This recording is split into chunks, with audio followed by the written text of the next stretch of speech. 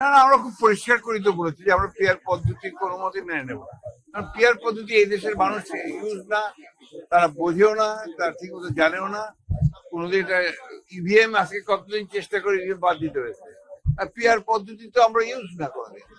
এটা প্রশ্নই উঠতে পারে না।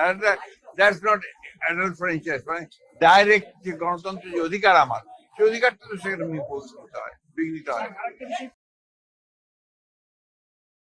আন্দোলনের সঙ্গে শিক্ষার্থীরা সরাসরি জড়িত, আমরা এই আন্দোলনের সঙ্গে কখনোই সরাসরি জড়িত নই।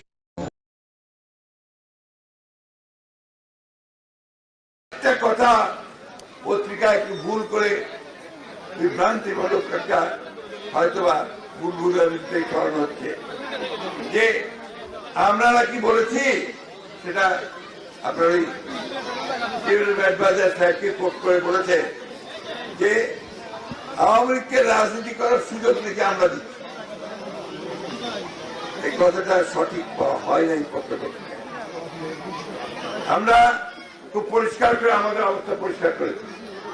আমরা বলেছি যে আওয়ামী লীগকে রাজনৈতিক দল, কে নির্বাচন করবে, কে রাজনীতি করবে, কে রাজনীতি করবে না, সেটা তো নির্ধারণ করবে জনগণ।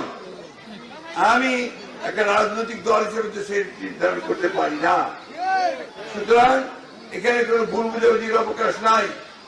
আমরা কখনোই কাউকে কোন দলকে নির্বাচন করতে দিতে মানা করিনি। কিন্তু যারা হত্যা করেছে, যারা মানুষ খুন করেছে, যারা অন্যায় করেছে, যারা দেশের আপনার সম্পদ নষ্ট করেছে, বিদেশে টাকা পাঠিয়ে দিয়েছে, তাদেরকে অবশ্যই হাসিনা সহ সকলকে নিয়ে সেখানে বিচার করতে হবে, তাদেরকে শাস্তি দিতে হবে।